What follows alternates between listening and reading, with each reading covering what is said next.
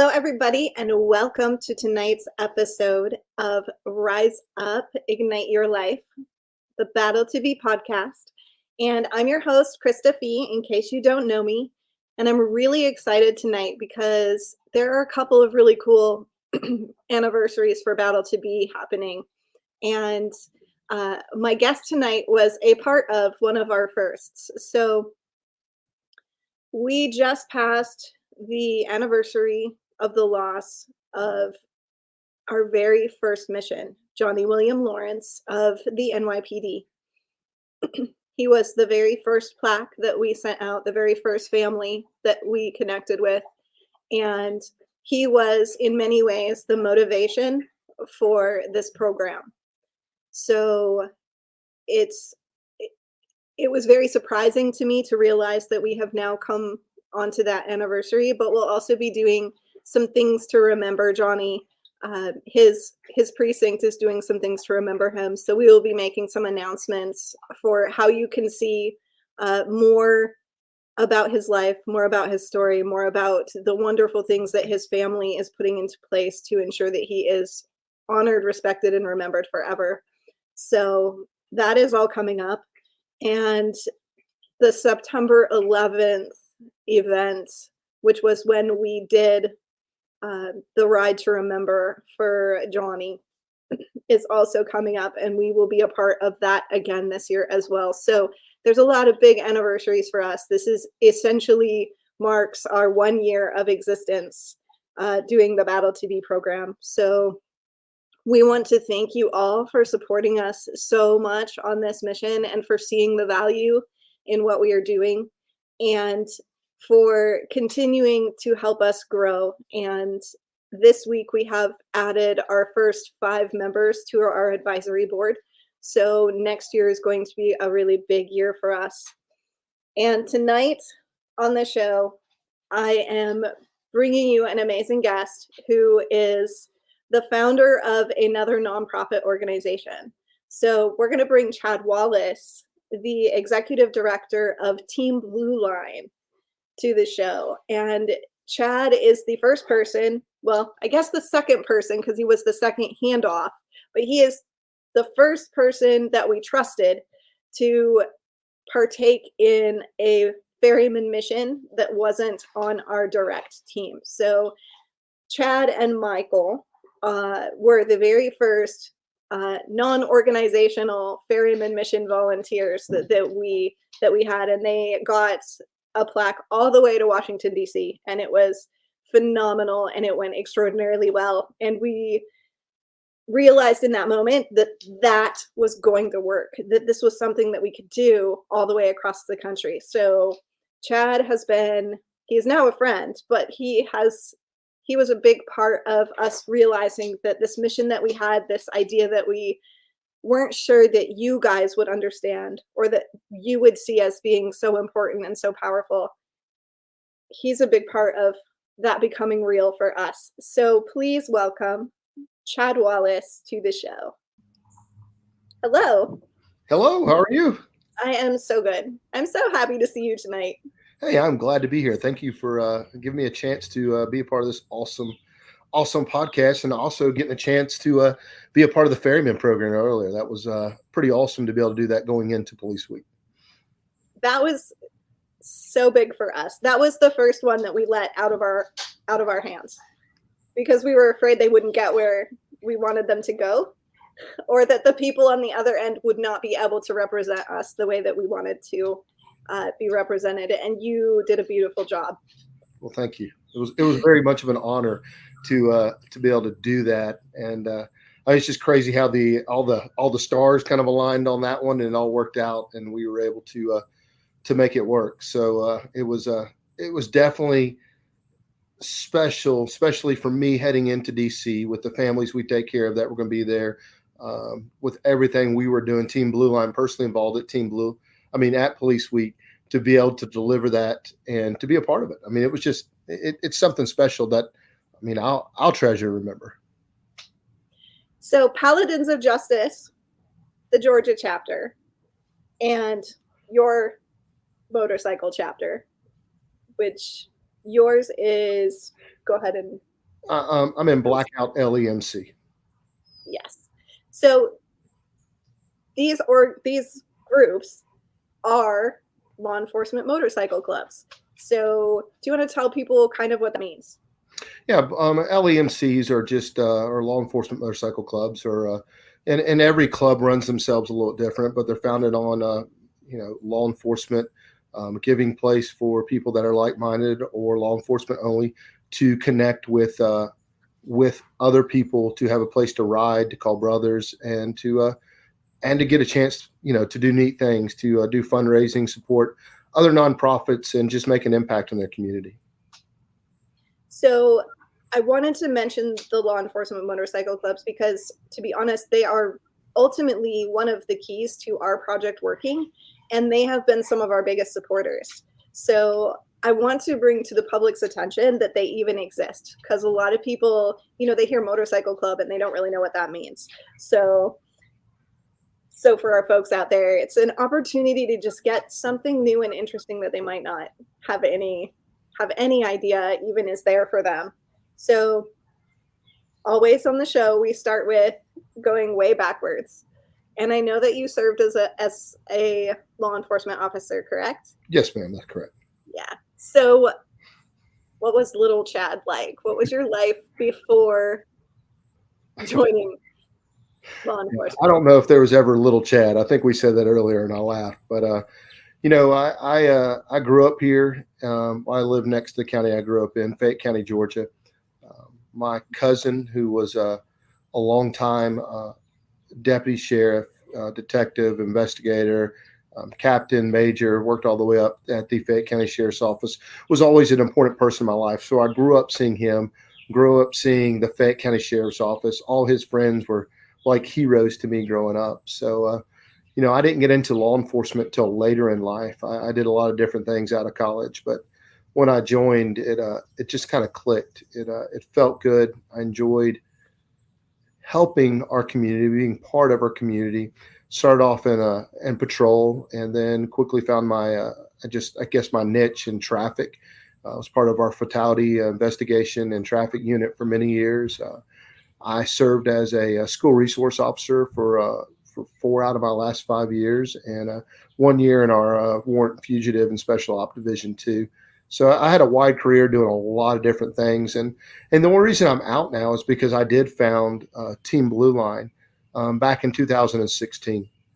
And I'm not sure how we'll weave and bob through all this, but that ended up becoming my calling, and took me away from law enforcement. It got to the point where, as much as I loved being in law enforcement, I loved taking care of my blue family. And that we've just seen a lot of things change since 2016. So, we can jump back to little Chad there and talk more if you have any questions. But I mean, I retired early after 15 years from the Fayette County Sheriff's Office to focus full time on Team Blueline, which is my nonprofit. So what inspired Team Blueline? Was there a loss for you or an experience that really made it necessary? Oh, that's a great question. So what inspired me? I feel like it was a calling. I mean, a calling literally straight from God. I felt like I was called to start Team Blueline. We started in a very different way. Back in 2016, or excuse me, 2015, I was training for my first full Ironman Maryland back in 2015. And during that time, I was fundraising for my family's nonprofit. My sister-in-law and brother-in-law run one called Just One Africa, and they take care of water filters, orphanages, businesses in Kenya, Africa. So I was doing some fundraising for them. And in 2015 is really when a lot of attacks started coming on law enforcement. And I started finishing all my races for with a Blueline flag. So every time I crossed the finish line, I'd run the race with my flag. And just during that year, I just felt this calling saying I needed to do something for law enforcement. Of course, that wasn't my major in college. That wasn't anything I was keen on. I was just a deputy sheriff that enjoyed doing what I did in Fayette County. So by the end of 2015, I really felt a calling saying, hey, it's time to have a little bit of faith and step out. And I didn't step out and leave the sheriff's office at that time, but I started the nonprofit in 2016. You can see my family walking around behind me. Sorry. There's my No. you get randomness with me. So I sat outside and here we are. But in 2016, um, I, I just started, and it just continued to pick up steam. And what motivated me was just seeing the pain and loss of all these families that were losing people in the line of duty. And when we started Team Blue Line, our major focus was on families of the fallen. I had seen the impact of a guy I worked for, my supervisor. He was a lieutenant of mine. His father was killed in line of duty in a county next to us. I saw the impact on his family from that. I saw the impact of others around Fayette County when someone was killed, and it weighed heavy on me just because really, when the calling, I felt like, why not do this? Why not try to make a difference in people's lives? So within the first year and a half of running Team Blue Line, I really started to understand that there was a lot more to just taking care of the families of the fallen. Being in law enforcement and seeing how when an officer is injured, how workman's comp is really hard on them, and how it's hard to come back, or how the money disappears, especially in your rural counties or your rural cities that are not your big departments, because you don't have the support like you do with some of the unions and some of the bigger cities. So these people would get injured, and then they basically would have to take a settlement, and they would be just kind of their lives destroyed, because the one, they lost their brotherhood and were kind of thrown out, and two, they didn't have the money because that's all they knew. So we were just finding ways to partner with the injured as well, whether getting them back on their feet to get them back into work quicker, um, and then if they were out, trying to find ways just to partner with them and help them with their bills, or whatever it was. As long as it's a duty related injury, we were good at that, or duty related, in the line of duty death. And and we've started helping families. We kind of throw a really wide net. We're not just your typical nonprofit. I mean, we have the Barry Faust Scholarship Program, so it's for families of the fallen, and it goes from like, if your spouse was killed and you just had a little baby, you're about to have a baby, which happens a lot. I mean, you're constantly seeing of officers that are killing a lot of dude and their wives are pregnant, or they just found out they were pregnant. I mean, this happened in South Carolina last week. The officer that was killed in the Greenville area, we just found out like a day or two before that he was going to be a daddy. And so the Barry Faust Scholarship can cover like childcare, and it can cover all the way up to college. So if someone needs help in college, or a spouse needs to go back to school to further a career to help their family out, that's where the Barry Faust Scholarship comes in. I mean, we pay for schooling in high school, middle school, elementary school too, for people that need kids in a private school, because I mean the stress and the trauma is real, and it's messed these kids' lives up because they lost a loved one and that never came back. A loved one, a daddy, a mommy that went off to work and never came home. So the trauma and the real, and sometimes they need a change of environment. So I mean, that's the Barry Faust Scholarship Program. We've partnered in a lot of different ways. Early in our career with different things, we had that, and then we just helped pay bills. Nick Touye was one of the Baton Rouge officers that was shot back in the incident in Baton Rouge, and we partnered with Nick and his family, and we went in with the Gary Sinise Foundation and bought a handicapped van for him.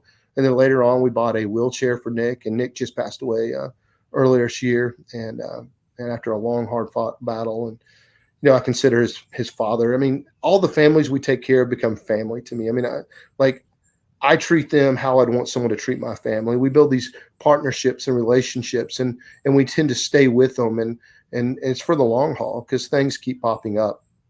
And as Team Blue Line continued down that path, the one thing we really started to kind of home in on, and I know you're big on this too, is PTSD, because where is law enforcement really losing the battle? I mean, 3 years ago, we had 125 line of duty deaths, and we had over 220 commit suicide. And I mean, so we're losing that battle too. And the military's done an incredible job of addressing it. And you're starting to see law enforcement finally start to address it. And you're starting to see peer support teams pop up. Man, I'll brag on the state of Georgia. The state of Georgia has a peer support team set up through Georgia State Patrol and the Georgia Bureau of Investigation. And they have a team that goes out to every critical incident for first responders, and to check on them and love on them, try to provide help, and they go through training for that. So you have departments and states starting to do that all over the nation. And I mean, that's incredible. So, man, with the PTSD and starting to home in on that, it's been great to see. We provide service dogs. We provide counseling if they need it. If they need help outside of what they're getting, we want to be there. With PTSD, it's firsthand special to me because, I struggle with it. I fight it. I didn't realize what was going on in me. Well, I knew what was going on, but you don't want to address it. Most people who are struggling with PTSD don't want to address it in their lives. 6 months after I retired, the demons started calling at night. I don't know how else to put it. The nightmares, the terrors. All of a sudden, I had anxiety, and I was up and down with depression. I mean, things out of nowhere. If it wasn't for a good friend of mine who is still active at Fayette County Sheriff's Office, kind of calling me out and saying I need help. But it took me a year and a half to really get help from that. But it's become a personal battle of mine because I know how much it's affected my life and my family's life, that I want to make sure that people are getting help, that officers are able to get help, because, the bad coping skills will destroy a family. And there's all kind of bad coping. So it's our mission to help with service dogs and help people find positive coping. And we encourage that a lot through one of the ways we fundraise in our nonprofit. And we have Team Blueline Racing out of Team Blueline. So Team Blueline Racing is made up of officers, supporters, just people around the United States that race triathlons, running, cycling, obstacle courses, to raise money for Team Blueline. So we try to encourage people too that we help to, hey, get involved with a race team, start walking 5K, start running 5K, start riding bicycles, start running triathlons, start doing obstacles, start doing CrossFit. Hey, get out and battle your demons that are coming with exercise, because it really helps clear the mind. It helps me. Part of the reasons I take on all these Ironmans is it helps clear my mind. It burns the matches before I have a chance to strike them. So, it's a big therapy, along with wind therapy on a motorcycle. It's always a good thing. But we're aggressive in a lot of different ways, and we try to build these relationships and help. And if you got some questions on any of this too, please just let me know. I've been following you guys for a little bit, and I love seeing when we have crossover. You just got a dog for one of the wives of one of the families that we were able to serve. So to be able to see that there's other support out there for them is always so amazing. And we've seen other organizations too, where when the crossover happens and they're like, there's a memorial happening or something, and then the family will tag us and be like, look, there's this happening and we want you to be involved. It's really beautiful for us to have the opportunity to know that they wanted us to know that their loved one is being honored and remembered in other ways too, and that they included us in some of those posts. And it's so beautiful to feel that connection, and to know that it becomes a network of support. It becomes this, like, there's so much more love out there for all of us than we realize most of the time. And social media is showing us all the ugly stuff, but it's also showing us people like you who are doing these beautiful things, and these images of you with your flags, just drenched in sweat, coming in the finish line, and the passion that's behind that, and the dedication. And you can't see a picture like that and not get the message, and not understand that this is something important, right? So it's just this opportunity for us to create outreach that we wouldn't be able to do otherwise. So it's just been amazing to follow you for I would have never known about your organization had it not been for that almost accidental connection. And so we gave our plaque to some folks that we knew with the Georgia chapter of Paladins of Justice, and with the just hold on to this, we'll figure it out, a little bit later, because we were on a big mission and we had some other ones to get to where they were going. And you guys met in a parking lot, right? At Buc-ee's. We finally got 2 Buc-ee's in Georgia, and we met with the North Buc-ee's. I know you know all about Buc-ee's because you're from Texas. So right. I've never been there, but I know all about Buc-ee's. Buc-ee's are my favorite. So we met at the Buc-ee's. So I was heading up to Police Week again with Team Blueline. We had a lot of families that were up there this year. And we were also we had a booth set up at Tent City. We were sponsors for the Blue Gala that was there, Gala. My redneck self calls it a gala, but we were sponsors for that with cops and just several things. So heading up to it, I was connected, and we met there, and I took the plaque, and I was actually riding up just to get a little mental relief before heading into what all I had to do. It's, again, we talk about wind therapy. It's real on motorcycles. I think everyone that rides will tell you, hey, that wind therapy is real. So I had 2 days to ride into DC, just up through North Georgia, North Carolina, Virginia, and into DC. And it was through that time, and just being able to reflect and take that. But yeah, we met in a parking lot in Buc-ee's, and 2 days later we were in DC with the plaque, and it took me a few days to get it into the right hands. But we when I was set up at our booth, they had a bunch of Metro DC officers there. So I connected with one and asked him if he'd be able to deliver it, because he was a supervisor, and he said absolutely. And I think we sent you those pictures. So we I love it. mission accomplished. I mean, for all of us. And you talked about something, us following each other and doing things, you see other people tag, but I believe in the power of networking. I think that's huge for nonprofits to network with other nonprofits, because we all do something a little different, and we're all special. So it's not about, oh, I just need donations. It's about, hey man, let me work with them and help them, or let me work with them and help them, because it's for the greater cause and it's for the greater good.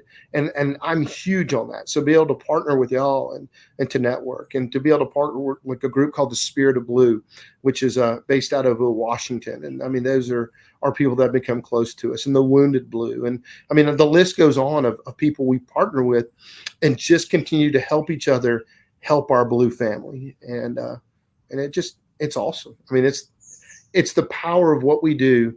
I mean, I know it means a lot to us, but we don't really understand the impact it has on the families we help. And they may tell you that and thank you, but I don't think most people realize when they send in a check for $20, or someone makes a $10,000 donation, or a $1 donation, they don't understand the impact of whether it's $1 or $50,000, the impact it has on these people's lives, because they're just giving from their heart. But you and me, we get to see on the other end of how that life is impacted from that donation. And I'm a big grizzly looking bear, but I'm a teddy bear inside, and I'll cry on you in a heartbeat when it comes to our families, because I'll get texts from our families all the time just saying thank you, love you, we love you, and thank you for being part of our family. So I mean, you get it, you get to see that in. But for all those that are watching that donate to Battle to Be, or donate to Team Blueline, just know, man, those dollars, they mean something, because it's not just going anywhere. It's going very specifically to the families we help and how we help. And we do that for both nonprofits, throwing bones out there, but for both of us, because it's every nonprofit does it differently. So we couldn't do it without donations. I mean, I think that's huge. I mean, I saw at the beginning, if you'd want to become a partner, and you put logos on your Jeep and everything, and that's awesome.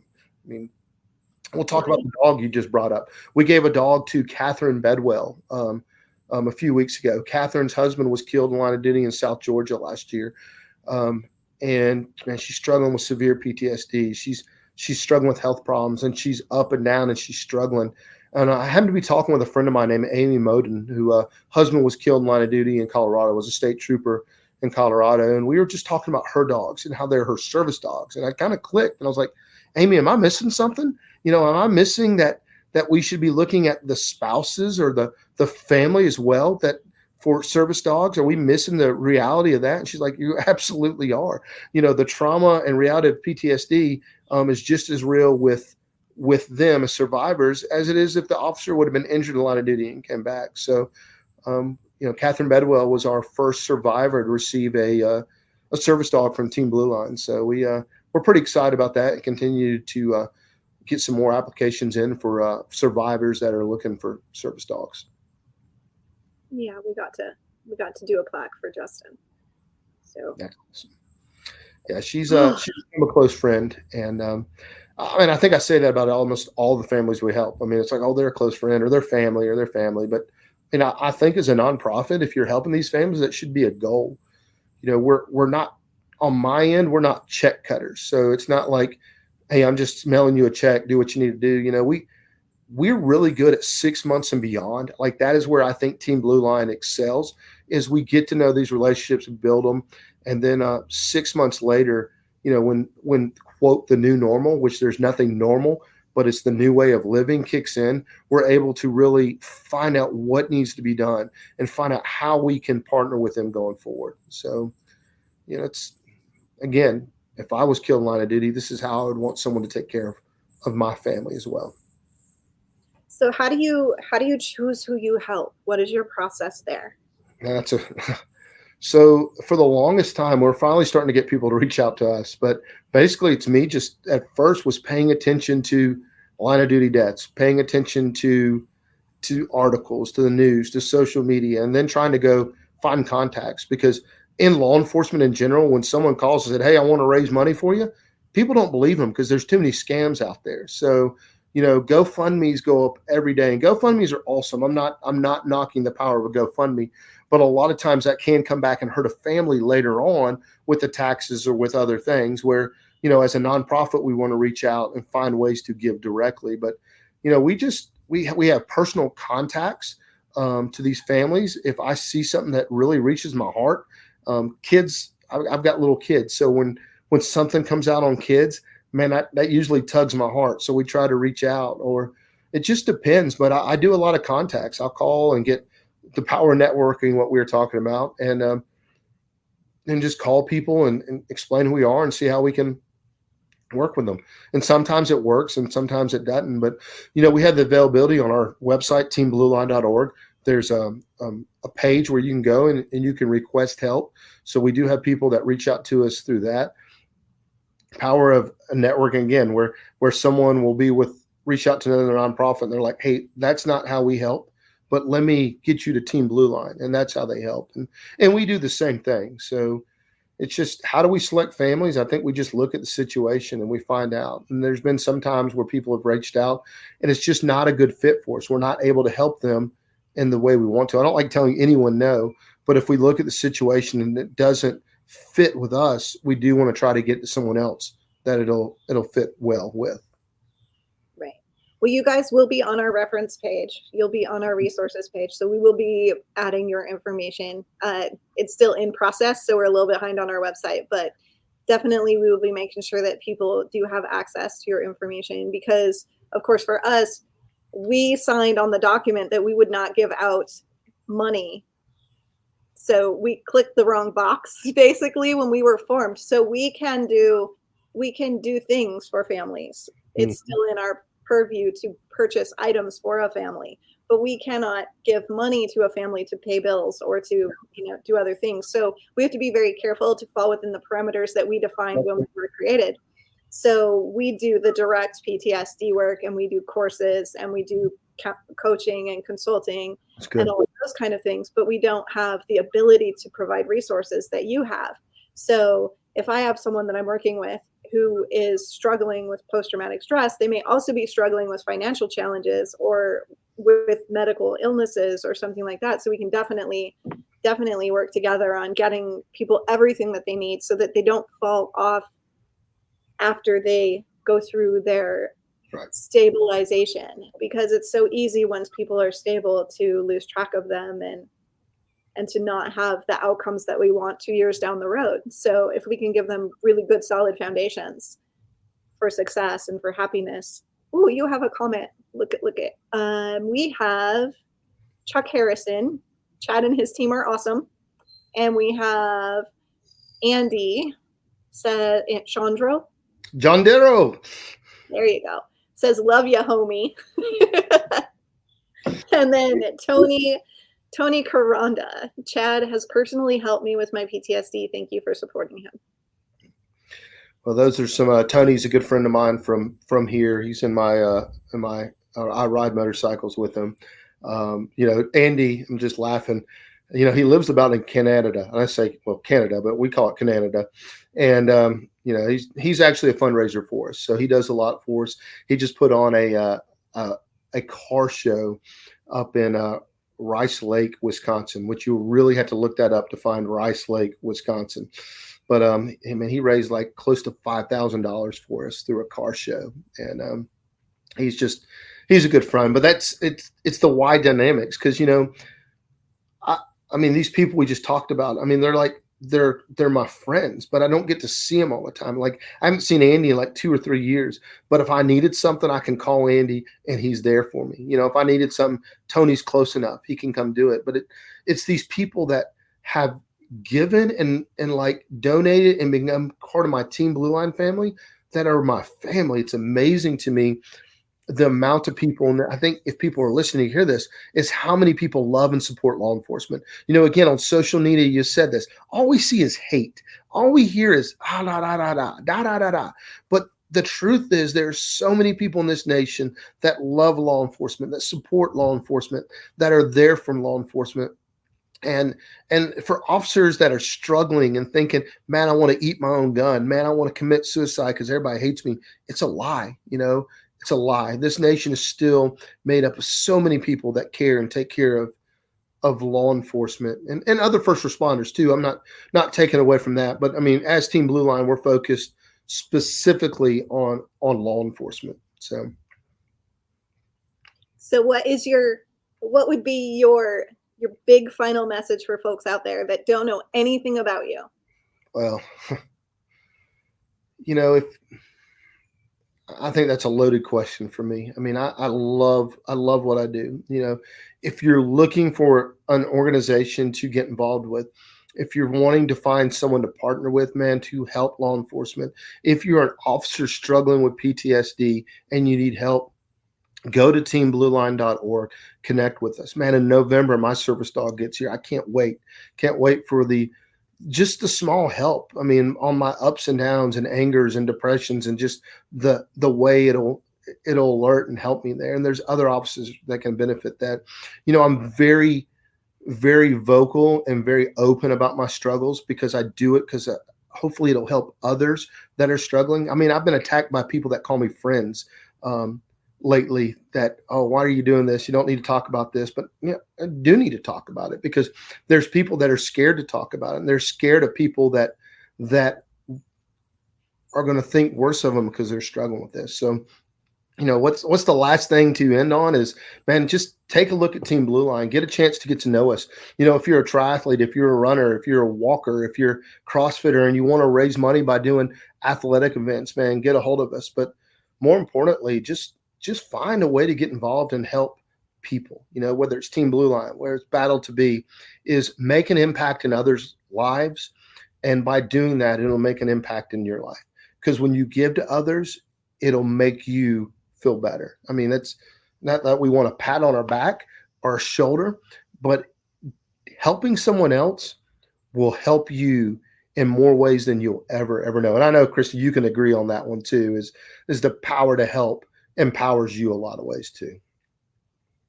Well, people who get into helping professions are people who have suffered and struggled and been through some shit themselves. You just don't choose a life of servant if that's not where you come from very often, unless you have a family that just does that. Military follows military. Doesn't mean you had some trauma in your youth or there's this need to take care of others. But for the most part, those of us that serve for a reason. It feels a need to help others. And that comes from knowing what suffering looks like. It comes from seeing the other side. So you have empathy. You develop this skill to see the pain and the wounds but also this ability to see the other side of that, the hope and the beauty and the positive outcomes that can come out of that. So you want to be a catalyst. You want to be involved in that transition from that suffering to that outcome that is available, because sometimes people can't see that outcome that's available. So holding that flashlight for somebody, that's one of the most amazing things that we get to do, right?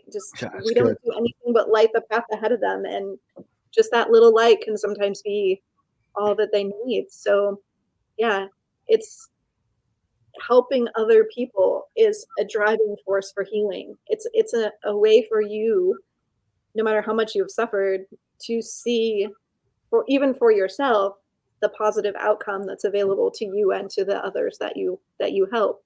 Maybe you're not seeing that positive outcome for yourself yet, but if you help enough people find theirs, you're going to start realizing that it's there for everyone. It's good. I like that illustration of holding a flashlight for someone. That'll be used again, my friend. That's good. That's real Well, good. I say we can't fix it for you. I can't put the light into you. I walk beside you. That's all I can do. I can light your path that's in front of you so you trip a little bit less, so you stumble a little less, so the pathway is more clear. But you have to choose which direction you want to walk, and you have to take the steps. I don't know. I'm learning more about y'all on a daily basis too, and following. And one of the things I'm meeting with on Wednesday this week is with a local nonprofit called the Eden Project, and they're based in Fayette County, Georgia, which is where I worked in Fayette County Sheriff's Office. But they've been specifically focused on veterans, and they do peer-to-peer, they do mentoring, and they do date nights, and they're wanting to expand into first responders. And again, there's a lot of things I'm not good at. I'm good at raising money. I'm good at promoting what we do. I'm good at loving families, but I'm not a counselor. And I'm also not skilled to put on some kind of conference, although that's what I want us to be connected with. So it's, again, partnering and working, but we're meeting with the Eden Project on Wednesday to look at putting some retreats together for spouses of first responders. So, and I mean, we could probably go into this deeper too, because I do know a little bit about us, but like the bad coping that almost destroys a family, and learning how to work together to keep that family together is huge. So I'm not going to be leading that, but being able to partner with strong groups that do it and help pay for these retreats, that's one of the ways we are expanding as well. You've got to keep looking for ways to help, and to help families and law enforcement with this trauma and with the stress, and to help hold that flashlight so that family can walk it out together and not end up destroyed. Ooh. We have a communications, connections, and relationship camp October 7th through the 9th here in Conroe. We've rented a ranch, and we have a bunch of awesome, it's a choose your own adventure camp. So the whole Saturday afternoon, they get to do whatever they want to. We've got a bunch of little cabins that people can be in. Everything it's meant for couples, but it's also meant for individuals who want to learn how to handle their relationships better. So we're hoping to get some marriages on track, and we have 8 folks right now who are looking for scholarships for that camp. So we should definitely connect, because Let me put it out there. Let me ask, how much are the scholarships? What is it? What is a scholarship? Camp runs $1,000 per person. So, and that covers transportation and food and housing and all of the activities and everything. So we're looking for a corporate sponsor that wants to take on the whole camp, because it'll be $30,000 to do the whole camp. But no one's bit yet, which is really shocking to me. Usually camps are one that people want to get involved in. So we are looking for a corporate sponsor. I'll have to scratch my brain on one, but I'll put it out this. Do you have a law enforcement officer and his wife that are needing a scholarship? Do you know of any right off the top of your head? I will have to go through and see what their occupations are, because we didn't put it on the application, because we just ask, are you a first responder? Well, so I personally will say that if you have a officer that's struggling with PTSD and they're going there with the spouse to try to improve this, that I will pay for a couple. I mean, I'll put that out there right now. So, I mean, we'll take care of it. I mean, it has to fit our criteria, and that's why I'm asking this specific. But I'd love to, and I'm gonna love to scratch my head and look through our sponsors, see if I connect you with anyone.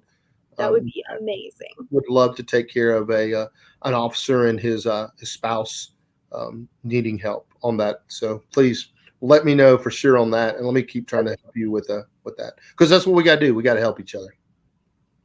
It's going to be an amazing experience. I'm really excited for it, because it's my first one here. I've put on a lot of events, but never in Texas. So this is our first big one. So we'll see how it goes. When is it in October? October 7th through the 9th. Okay. So love to fly out and see it, but I think I'm going to be in in Hawaii at the Ironman World Championships. We've got some racers that are at the World Championship racing this year. So one of our, That's awesome. yeah, it's awesome. But David Quinn. He's one of our consistent fundraisers. He does a lot for us. Is racing in the Ironman World Championships, and I think it's that weekend. But if it's not, I might get nosy and end up in Texas to poke around and take a look at what you're doing, because I just you would absolutely be welcome.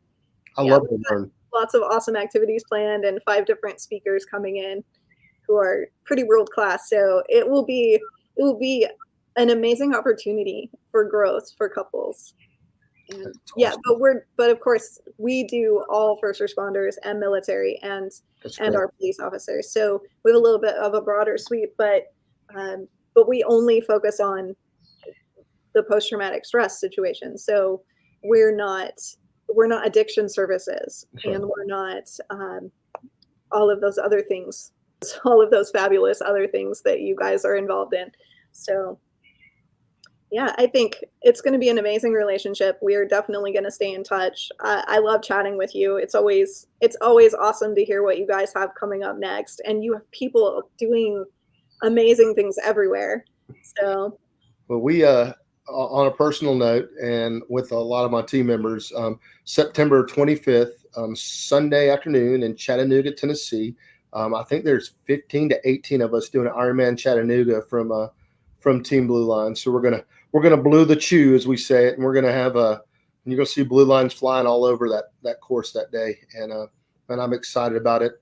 This will be number 3 for me, and I think it'll probably be my last, because my body's tired of getting destroyed. But looking forward to doing it. We're honoring also one of our our late racers, died of cancer. His name was Barry Faust, and Barry was an original member of Team Blueline Racing. Helped me with the nonprofit. Was incredible with our kids, our families of kids. I mean, the kids of families we helped. Just incredible.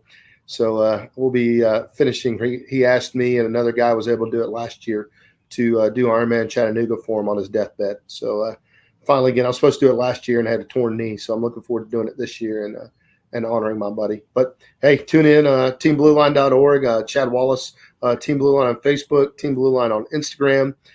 Get a chance to know us, follow us on social media, and you can, if you're interested in doing anything I've talked about, man, just reach out. We'd love to connect. Awesome. Thank you so much for being with us tonight. Hey, all you guys out there, don't be afraid to reach out. Hey, enjoy. Thank you again. You are so welcome. Chad is good people. He is all heart. He does what he says he's going to do. He's one of the good ones. You can absolutely trust that his organization is doing what he says he's going to do. So definitely vetted, approved. We think they're amazing. We love them. So all you guys out there listening tonight, I know sometimes it's hard to realize, but no matter how things are right now, they don't have to stay that way. No matter how much you feel like others would be better off without you, it's never true. And you are absolutely 100% worth living the life of happiness that you want, and it can happen. So there's so many of us here ready to walk with you, ready to walk beside you, ready to support you in the journey. I'm ready to help you find the tools and the resources that you need personally to get your vision of happiness into your life. So don't walk alone. Nobody has to walk alone. Thank you so much. And battle to be out for the night.